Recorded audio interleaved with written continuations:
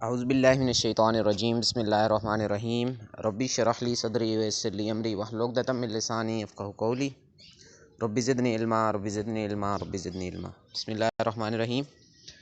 आज हम इंशाअल्लाह एमडी कैट का फ़िज़िक्स का जो चैप्टर नंबर 1 है फोर्स एंड मोशन है वो शुरू करेंगे और हम ये सारा चैप्टर नोट्स से करेंगे। ये जो हैं हमारे एक टीचर थे सर हमज़ा, तो किप्स के थे, उन्होंने हमें जो है वो नोट से कराया था, तो बहुत अच्छा समझाया। तो इंशाल्लाह हम सारा कवर करेंगे और आप गौर से सुनिएगा और साथ साथ नोट्स भी बना लिएगा ताकि आपकी ओवरऑल हर चीज़ कवर हो जाए। चैप्टर है हमारे पास फोर्स एंड मोशन। अब क्या चीज़ होती है हमारे पास, सबसे पहले एक MCQ से शुरू करते हैं जो कि नम्स 2019 में आया हुआ है कि energy per unit distance is equal to, अब कुछ भी आ सकता है, फोर्स आ सकता है, एक्सेलरेशन आ सकता है, वर्क आ सकता है, पावर आ सकता है। तो एनर्जी का यूनिट होता है जाउल और हमारे पास डिस्टेंस का यूनिट होता है मीटर। तो जाउल किसके इक्वल होता है? न्यूटन मीटर के। और न्यूटन मीटर पर मीटर जब हम करेंगे ना तो न्यूटन की फोर्स आ जाएगी हमारे पास। फिर अब रेस्ट क्या चीज़ होती है और मोशन क्या चीज़ होती है, तो ये हमने बुक्स में रटी रटाई हमने इसकी डेफिनेशन पढ़ी होती हैं कि भाई a body is said to be at rest if it does not changes its position with respect to surrounding.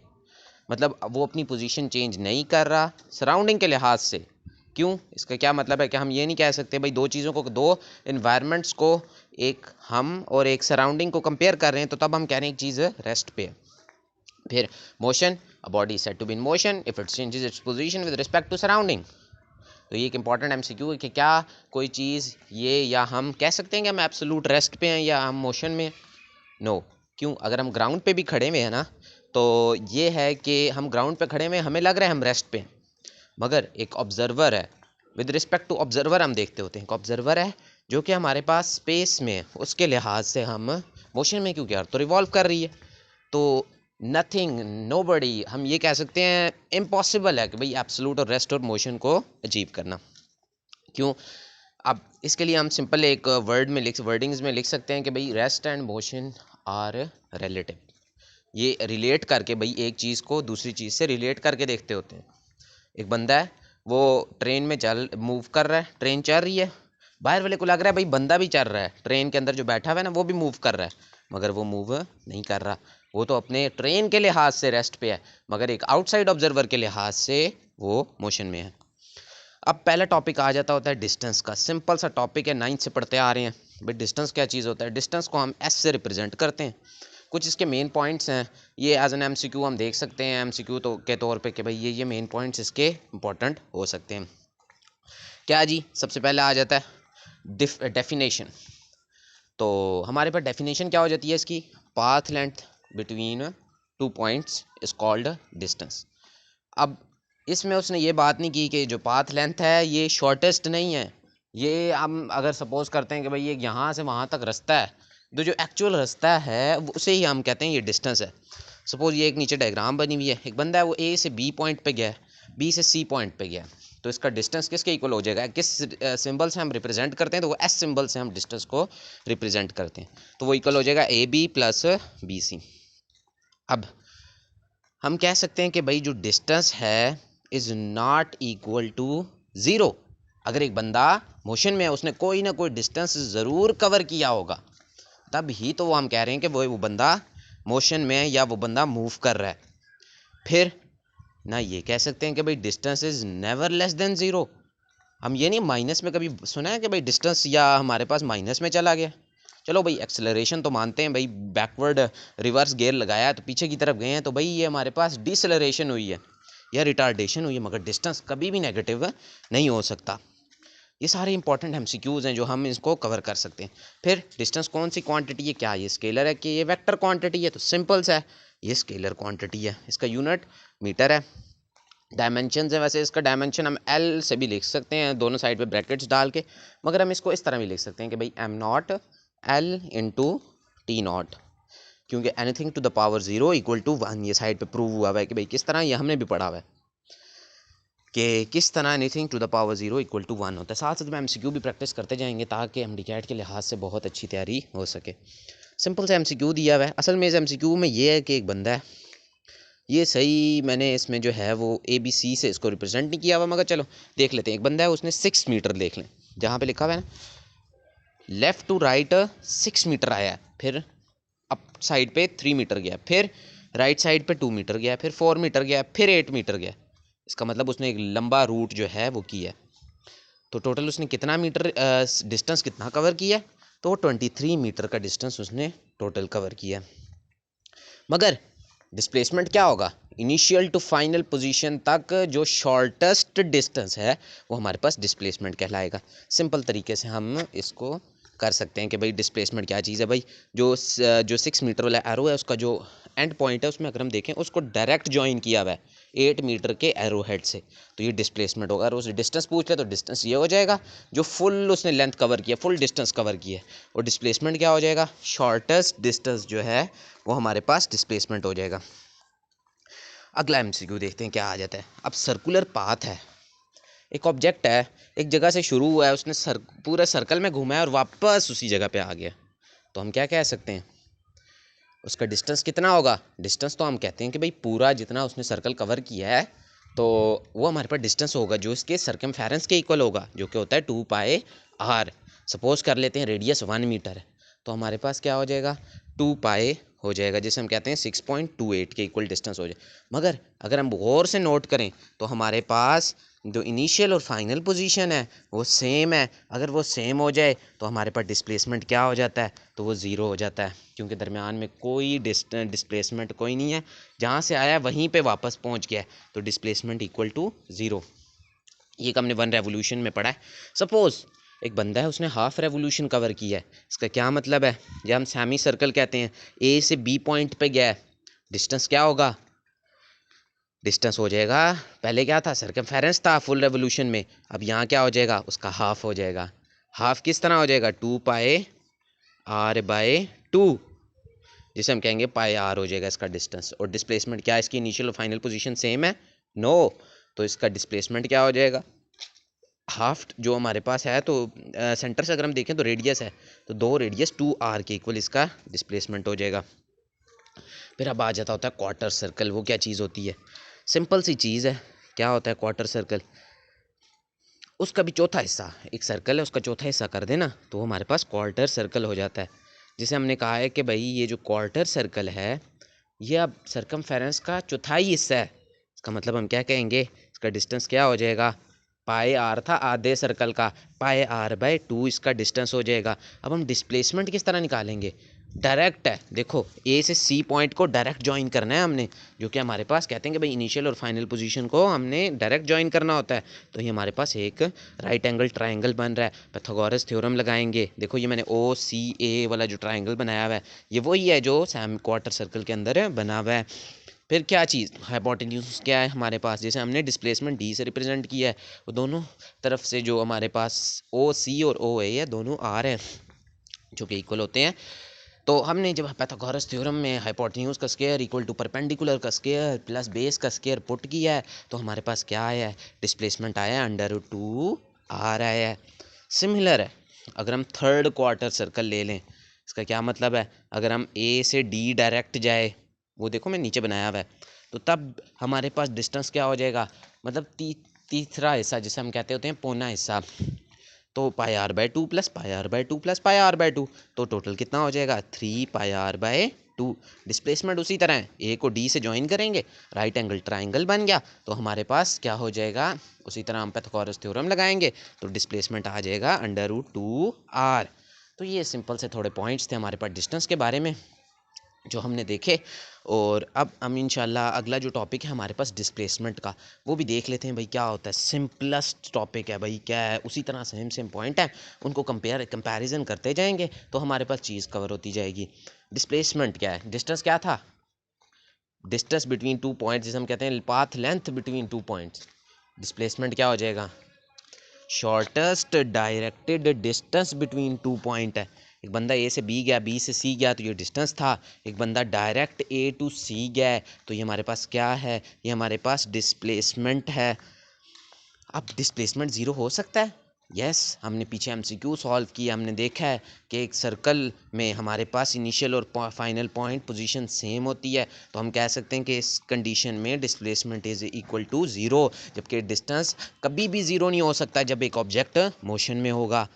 अब क्या डिस्प्लेसमेंट क्या है, क्या ये स्केलर क्वांटिटी है, क्या ये वेक्टर क्वांटिटी है? तो सिंपल हम देखें तो ये एक वेक्टर क्वांटिटी है, और डिस्प्लेसमेंट का जो मैग्नीट्यूड है वो इक्वल टू डिस्टेंस।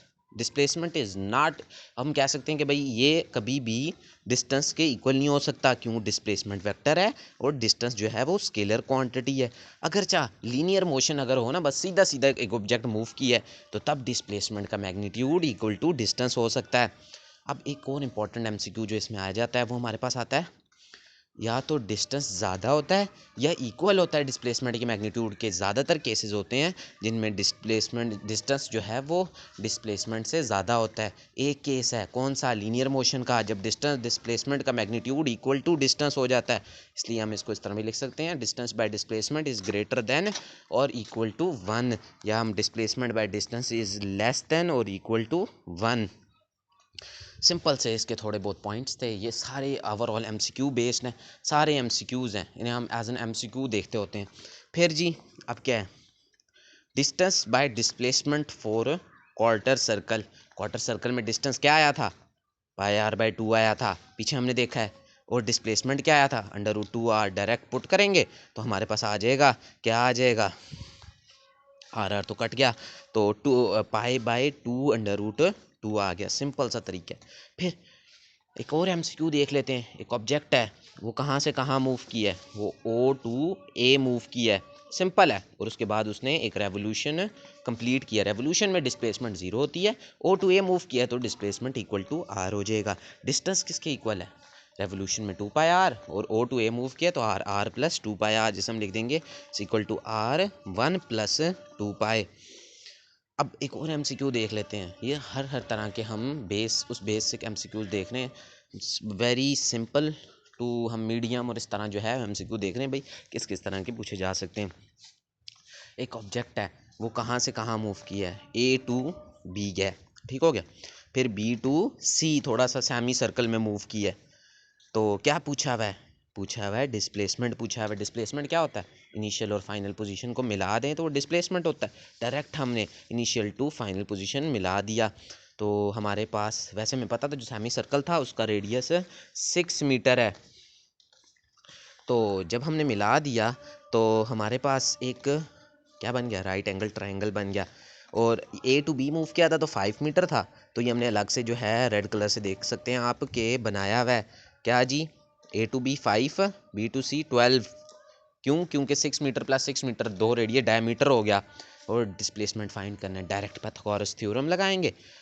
टी का स्केयर 5 का स्केयर प्लस 12 का स्केयर, तो डायरेक्ट हमारे पास 25 प्लस 144, और उसको हम रूट में ले लेंगे और ये 13 मीटर आ जाएगा। और एक बात याद रखिएगा, कुछ हमारे पास होते हैं परफेक्ट स्केयर्स, जैसे हमारे पास 5 और 12 है डायरेक्ट परफेक्ट स्केयर। आगे और देखेंगे भाई ये डायरेक्ट परफेक्ट स्केयर किसका है? 13 का परफेक्ट स्केयर आता होता है। अब आगे हमारे पास आ जाता होता है क्या जी? डिस्प्लेसमेंट। डिस्प्लेसमेंट को हम, वही चीज़ है डिस्प्लेसमेंट, पहले इसके एक और बेस पे लिखा था। अब हम इसको समझेंगे कि पोजीशन के बेस पे, कि भाई change in position between 2 points को भी हम डिस्प्लेसमेंट कहते होते हैं। क्या जी? एक हमने बनाया है कार्टेशियन कोऑर्डिनेट सिस्टम, जिसमें एक O है, एक तरफ x एक्सिस है, एक तरफ y एक्सिस है। ऑब्जेक्ट A पॉइंट पे है तो कार्टेशियन कोऑर्डिनेट सिस्टम के बेस पे हम एक एरो हेड बना देते हैं। उसने जाना है B पॉइंट पे, डायरेक्ट जाएगा तो डिस्प्लेसमेंट है, और घूम के ऊपर S जो हमने लगाया हुआ है तो हमारे पास डिस्टेंस हो जाएगा। पोजीशन वेक्टर हमने ओरिजिन से ड्रॉ किया तो RA और एक RB है, जो दोनों का जो है वो रेडियस फ्रॉम द सेंटर। तो हम देख सकते हैं कि भाई इनको हेड टू टेल रूल से हमने जोड़ा था कि भाई RA क्या था? A का रेडियस प्लस डिस्प्लेसमेंट, क्योंकि हमने हेड टू टेल रूल से जुड़ा तो वो इक्वल टू RB के इक्वल हो गया, जिसे हम लिख सकते हैं D डिस्प्लेसमेंट के इसके इक्वल है, फाइनल माइनस इनिशियल के RB माइनस RA के इक्वल हो जाता है। ये सिंपल सा डेल्टा R जो हम कहते होते हैं, delta R equal to RB minus RA। एक और एमसीक्यूज़ है, सिंपल सा एमसीक्यूज़ है। क्या जी? एक ऑब्जेक्ट है, वो पॉइंट्स दिए में P पॉइंट है 4 और 3, अब ये जो इस तरह का दिया हो ना, जिसमें हम कह सकते हैं कि भाई ब्रैकेट्स दिए हो, तो पहला वाला हमेशा एक्स एक्सिस होता है, दूसरा वाला वाई एक्सिस। तो 4 क्या है, x1 है, तो 3 क्या है, y1 है, q 10 और 11, x2 और y2। क्या पूछा हुआ है, मूव किए यहाँ से, डिस्प्लेसमेंट वेक्टर बताओ। तो हम जो है क्या करेंगे, सिंपल तरीका है क्या कि फाइनल क्या था, आया था x2 minus x1, 10 minus 4 6, 11 minus 3 8, simple तरीके से आ गया। और 6 आई यूनिट वेक्टर प्लस 8 जे यूनिट वेक्टर। ये क्यों हमने लिखा है, आई यूनिट वेक्टर हमेशा एक्स एक्सेस को रिप्रेजेंट करता है, जे यूनिट वेक्टर हमेशा वाई एक्सेस को रिप्रेजेंट करता है। ये देख, ये साथ पे मैंने लिखा हुआ है, एक्स एक्सेस पे कोई भी क्वांटिटी होगी उसको हम आई यूनिट वेक्टर से रिप्रेजेंट करेंगे, वाई एक्सेस पे कोई भी क्वांटिटी उसे जे यूनिट वेक्टर से रिप्रेजेंट करेंगे, और के पे जेड एक्सेस पे कोई भी क्वांटिटी उसे हम जे यूनिट वेक्टर से रिप्रेजेंट करेंगे।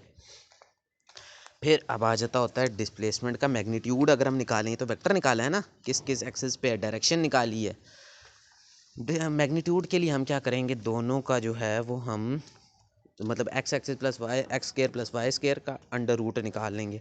एक्स क्या था 6 और 8 भी जो है ये परफेक्ट स्केयर है, क्यों 10 का परफेक्ट स्केयर आता होता है। हमारे पास दो स्केयर थे, एक पहला क्या पढ़ा था हमने, किस किस का था हमारे पास, पहले जो हमने देखा था वो हमारे पास था 5 और 12 का। अब दूसरा किसका है, 6 और 8 का भी परफेक्ट स्केयर आता होता है 10 का। एक सिंपल सा फार्मूला है, अगर किसी को ज़्यादा एक फार्मूला बेस्ड याद करना है, क्या है ये समझ नहीं आई तो ये कि भाई डिस्प्लेसमेंट का vector equal to x2 minus x1 i unit vector plus y2 minus y1 j unit vector. Simple सा फार्मूला। फिर अब एक ऑब्जेक्ट है, उसने एक रेवोल्यूशन कितने सेकंड में कंप्लीट की है, 40 सेकंड्स में। What is the displacement after 2 minute 20 second. 2 minutes कितने सेकंड होते हैं, 120 सेकंड्स। क्यों 60 प्लस 60 120 प्लस 20 40 140, जो 40 प्लस 40 प्लस 40 प्लस 20 0 0 0। 40 सेकंड में तो ज़ीरो था, ज़ीरो, और फिर अगले में भी ज़ीरो, अगले से 40 सेकंड में भी ज़ीरो, अगले में 2r है, क्यों हाफ रेवोल्यूशन डिस्प्लेसमेंट है 2r हो जाएगी। अब इस लेक्चर के जो हमारे पास आखिरी एमसीक्यू है वो ये कि एक व्हील है, हॉरिजॉन्टल ग्राउंड पे मूव कर रहा है, जिसका रेडियस 1 मीटर है, हाफ रेवोल्यूशन उसने कंप्लीट की है। डिस्प्लेसमेंट क्या है इनिशियल पोजीशन से, सिंपल है, ए बी जो है उसने जब हाफ रेवोल्यूशन की है, तो अगर हम देखें तो उसने डिस्टेंस कितना कवर किया, पाई आर, डिस्प्लेसमेंट कितना है, क्योंकि हाफ रेवोल्यूशन है 2r डिस्प्लेसमेंट है। सिंपल पाइथागोरस थ्योरम लगाएंगे, under root pi r square plus 2r square, और इस तरह जो है हमारे पास डिस्प्लेसमेंट आ जाएगी पाई का स्केयर प्लस 4 आ जाएगी। तो ये सिंपल हमारे पास टॉपिक थे डिस्टेंस और डिस्प्लेसमेंट के। इंशाल्लाह अगले टॉपिक में कोशिश करेंगे हाफ चैप्टर जो है वो हमारे पास कवर हो जाए, तो इंशाल्लाह अल्लाह करेगा जो है वो सारा ओवरऑल कवर हो जाएगा। सिंपल से चैप्टर, सिंपल से एमसीक्यूज़ हैं, सिंपल से टॉपिक हैं, हर तरह के एमसीक्यूज़ जो हैं वो हमारे पास कवर हुए हैं।